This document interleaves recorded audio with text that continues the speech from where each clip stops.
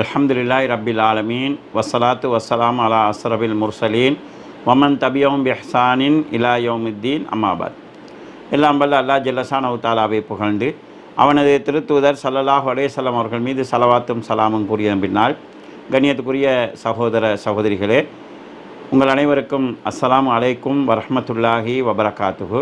இதுவரை சஹாபாக்களுடைய சிறப்புகளை உணர்த்தக்கூடிய சில குர்ஆன் வசனங்களை நாம் பார்த்தோம். இதுபோன்று அவர்களுடைய சிறப்புகளை சொல்லக்கூடிய நூற்றுக்கணக்கான குர்ஆன் வசனங்களை நாம் குர்ஆனிலிருந்து பார்க்கலாம். பல கோணங்களிலே அல்லாஹு தஆலா அவர்களை சிறப்பித்திருக்கிறான். இதே போன்று நபிமொழிகளிலும் இது சம்பந்தமான ஏராளமான செய்திகளை நாம் பார்க்கலாம். நாம் விரிவை அஞ்சி அவற்றை சுருக்கி கொண்டு அடுத்த கட்டத்துக்கு செல்லலாம் நினைக்கிறேன். சஹாபாக்கள் அனைவரும் சிறப்புக்குரியவர்கள், ஆனால் அந்த சிறப்பில் அனைவரும் சமமானவர்கள் அல்ல. இந்த ஒரு அடிப்படையும் நாம் புரிந்து கொள்ள வேண்டும். சஹாபாக்களில் அவருடைய தகுதிக்கும் அவருடைய அந்தஸ்துக்கும் அவர்கள் இஸ்லாத்தை ஏற்ற காலகட்டத்தையும் வைத்து அவர்கள் செய்த தியாகங்களின் அடிப்படையில் அவருடைய அந்தஸ்துக்கள் மாறுபட்டதாகும் என்கிற ஒரு அடிப்படையை நாம் புரிந்து கொள்ள வேண்டும்.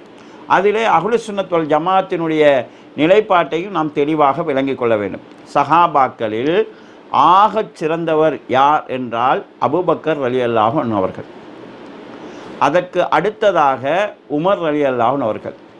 அதுக்கு அடுத்ததாக உஸ்மான், அலி ரலியல்லாஹு அன்ஹுமா இவர்கள். இதில் அபூபக்கர் ரலியல்லாஹு அன்ஹுவை விட கீழே உள்ள ஒரு சஹாபியை முன்னிலைப்படுத்துவதோ, உமர் ரலியல்லாஹு அன்ஹுவை விட கீழே ஒரு சஹாபியை முன்னிலைப்படுத்துவதோ அஹ்லுஸ் சுன்னாவுடைய வழிமுறை அல்ல என்கிற அடிப்படையை நாம் புரிந்து கொள்ள வேண்டும்.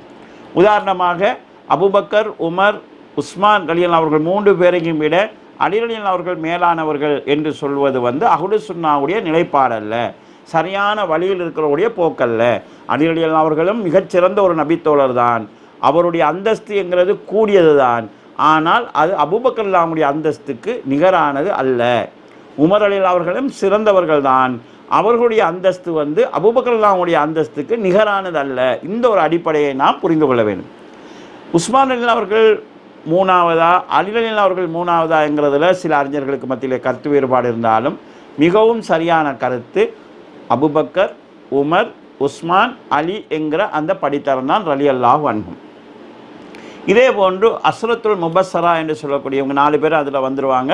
சொர்க்கத்தை கொண்டு ஒரே ஹதீஸில் நபி ஸல்லல்லாஹு அலைஹி வஸல்லம் அவர்கள் 10 பேரை நன்மாராயம் சொல்லியிருக்கிறார்கள். சொர்க்கத்தை கொண்டு நன்மாராயம் கூறப்பட்ட அந்த 10 பேரும் சிறப்பில் உயர்ந்தவர்கள். இந்த ஒரு அடிப்படையை நாம் புரிந்து கொள்ள வேண்டும். அடுத்ததாக கண்ணியத்துக்குரிய சகோதரர்களே, நபி ஸல்லல்லாஹு அலைஹி வஸல்லம் இந்த 10 பேர் அல்லாது மற்றும் சிலரையும் தனிப்பட்ட முறையிலே பல்வேறுபட்ட காரணங்களினால் சொர்க்கவாசி என்று சொல்லியிருக்கிறார்கள். உதாரணமாக ஃபாத்திமா ரலியல்லாஹு அவர்களை சொர்க்கவாசி என்று சொல்லியிருக்கிறார்கள். ஆயிஷா நாயகி அவர்கள் குறித்து இப்படி வந்திருக்கிறது. இதே போன்று ஹசன், ஹுசைன் ரலியல்லாஹு அன்ஹுமா இவர்கள் குறித்து வந்திருக்கிறது.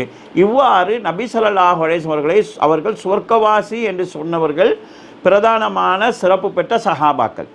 யாராவது இவருடைய சிறப்பை கொச்சைப்படுத்தினால், அவர்களுடைய அந்தஸ்தை குறைவுபடுத்தினால், இவர்களுடைய சுகுபத்தை அவர்களுடைய நபியின் தோழர் என்கிற நிலையை மாற்றினால், அல்லது அவர்களுடைய ஈமானிலே சந்தேகத்தை ஏற்படுத்தினால் அது மிகப்பெரிய வழிகேடாக அமையும். நபி ஸல்லல்லாஹு அலைஹி வஸல்லம் அவர்கள் அவங்கள சொர்க்கவாசி என்று சொல்லியிருக்கும் போது அவருடைய ஈமானிலே சந்தேகத்தை ஏற்படுத்தினால் அது மிகப்பெரிய வழிகேடு. உதாரணமாக அபூபக்கர், உமர், உஸ்மான் ரலியல்லாஹு அவர்களை நபி ஸல்லல்லாஹு அலைஹி வஸல்லம் சொர்க்கவாசி என்று சொல்லியிருக்கும் போது சிலர் அவர்களை முனாஃபிக்குகள் என்றும் காபிர்கள் என்றும் நரகவாசி என்றும் சொல்கிறார்கள் என்று சொல்லி சொன்னால் டோட்டலாக இருக்கக்கூடிய ஹதீஸ்களை மறுக்கிறாங்க. இது குஃப்ரை உண்டாக்கும், இறை நிராகரிப்பை உண்டாக்கும். இதே போன்றுதான் நபி ஸல்லல்லாஹு அலைஹி வஸல்லம் சொர்க்கவாசி என்று சொல்லப்பட்டவருடைய ஈமானிலே குறை காண்பது குஃப்ரை உண்டாக்கக்கூடிய அளவுக்கு ஆபத்தான குற்றம் என்கிற அடிப்படையை நாம் புரிந்து கொள்ள வேண்டும். சஹாபாக்களுடைய சிறப்பு என்று நாம் எடுத்துக்கொண்டோம்னு சொல்லி சொன்னால், முஹாஜிர் அன்சார் என்ற இரு சாரார் இருக்கிறாங்க. இதில் முஹாஜிர்களுடைய சிறப்பு அன்சாரிகளை விட கூடுதல். இதுக்காக அன்சாரிகள் தரம் குறைஞ்சவங்கிறது கிடையாது. ஏனென்றால் அதாவது அன்சாரிகளை நேசிப்பது ஈமானில் உள்ளதுன்னு ரசூலுல்லாஹ் சொல்லியிருக்கிறாங்க. அன்சாரிகளை நேசிக்க அவர்கள் மேலே கோவப்படுறது நிபாக்குன்னு ரசூலுல்லாஹ் சொல்லியிருக்கிறாங்க. ஆனால் அந்தஸ்து என்று வரக்கூட மார்க்க ரீதியான அந்தஸ்து என்று சொல்லப்படும்போது முஹாஜிர்களுடைய அந்தஸ்து கூடுதலாக இருக்குது. அன்சாரிகளையும் அதாவது ஆரம்பமாக ரசூல் ஸல்லல்லாஹு அலைஹி வஸல்லம் மக்காவில் இருக்கும்போது அவங்கள அக்கபாவில் பையத் செய்து அவங்கள்ட்ட வாக்கு கொடுத்து, நீங்கள் எங்கள்கிட்ட வாங்க, உங்களை நாங்கள் பாதுகாப்போம்னு பையத்து அக்கபத்தில் ஊடா முதலாவது அக்கபா ரெண்டாவது அக்கபா பையத்தில் பங்கு கொண்ட சஹாபாக்கள் அந்தஸ்தில் கூடினவங்க. இதே மாதிரி தபுக் போரில் பங்கு பற்றினவங்க, அவங்களுக்கும் தனியான குர்ஆன் வசனம் வந்திருக்குது, அவங்க அந்தஸ்தில் கூடினவங்க. அதில் 10 மக்காவுக்கு பிறகு இஸ்லாத்தில் வந்த கொஞ்சம் பேர் கூட அதில் சேருவாங்க. இதே மாதிரி பையத்து ரில்வானில் பங்கு கொண்டவங்க, நாங்கள் ஏற்கனவே அந்த விஷயங்கள் பேசியிருக்கிறோம், அதில் பங்கு பற்றினவங்களுக்கு தனியான அந்தஸ்து இருக்குது. பத்ர் யுத்தத்தில் பங்கு பற்றினவங்களுக்கு மிகச்சிறந்த ஒரு அந்தஸ்து இருக்குது. இதே மாதிரி இஸ்லாமிய போர்களில் பங்கு பற்றினவங்க, அதாவது உஹதில், இதே ஹுனைன் போரில், இப்படி போர்களில் பங்கு பெற்றினவங்க, இவங்களுக்குன்னு தனி சிறப்புகள் இருக்குது. 10 மக்காவுடைய வெற்றிக்கு முதல் இஸ்லாத்துக்கு வந்தவங்களுக்கு 10 மக்காவுக்கு பிறகு இஸ்லாத்துக்கு வந்தவங்களை விட சிறப்பு இருக்குது என்கிற விஷயங்கள் இருக்குது. ஏற்றத்தாழ்வு இருக்குது. எல்லாரும் ஒரே தரத்தில் உள்ளவங்க கிடையாது. அவங்களுடைய தரத்துக்கு உரிய மரியாதையும் மதிப்பும் கொடுக்கப்பட வேண்டும் என்பதை நாம் பார்க்கலாம். அல்லாஹ் தஆலா திருமறையிலே சூரத் ஹதீதுடைய 10வது வசனத்தில் சொல்கிறான், லா யஸ்தவி மின்கும் மன் அன்ஃபக மின் கபிலில் ஃபத்ஹி வ காத்தல உலாய்க அலமு தரஜத்தம் மினல்லதீன் அன்ஃபகு மின் பஅது வ காத்தலு. அதாவது மக்கா வெற்றி கொள்ளப்படுவதற்கு முன்னர் இஸ்லாத்தை ஏற்றுக்கொண்டு இஸ்லாத்துக்காக போராடியவர்களுக்கு கூடிய தரஜா இருக்குது, கூடிய அந்தஸ்து இருக்குது. மக்கா வெற்றிக்கு பிறகு ஆபத்து குறைஞ்ச சூழ்நிலையில் இஸ்லாத்துக்கு வந்தவங்களை விட அவங்க அந்தஸ்தில் கூடினவங்கன்னு அல்லாஹ் தஆலா சொல்கிறாங்க. ஆரம்ப கால முஸ்லீம்கள் பின்னால் வந்த முஸ்லீம்களை விட, அதாவது உதைபியா உடன்படிக்கை 10 மக்காவுக்கு பிறகு இஸ்லாத்துக்கு வந்தவங்களை விட அந்தஸ்தில் கூடினவங்க என்கிற தகவல் சொல்லப்படுது. நபி ஸல்லல்லாஹு அலைஹி வஸல்லம் அவர்கள் ஆரம்ப சஹாபாக்களை விட பின்னால் வந்த சஹாபாக்களை அகௌரவப்படுத்தும் விதமாக நடக்கிற போது கண்டிச்சிருக்கிறாங்க. எனவே இந்த ஒரு பேசிக் வித்தியாசம் இருக்குது. இந்த வித்தியாசம் இருந்தாலும் சூரா ஹதீதுடைய 10வது வசனத்தில் அல்லாஹ் என்ன சொல்கிறான்டா, வகுல்லம் வஅதல்லாஹுல் ஹுஸ்னா. ஆரம்ப முஸ்லீம்கள் பிறகு இஸ்லாத்துக்கு வந்தவங்க எல்லாருக்கும் அல்லாஹ் தஆலா ஹுஸ்னாவை வாக்களிக்கிறான், மிகச்சிறந்ததை வாக்களிக்கிறான். ஹுஸ்னா என்று சொன்னால் சொர்க்கத்தை வாக்களிக்கிறான் என்று அல்லாஹ் தஆலா சொல்கிறான். அந்தஸ்தில் ஏற்றத்தாழ்வு இருக்குது.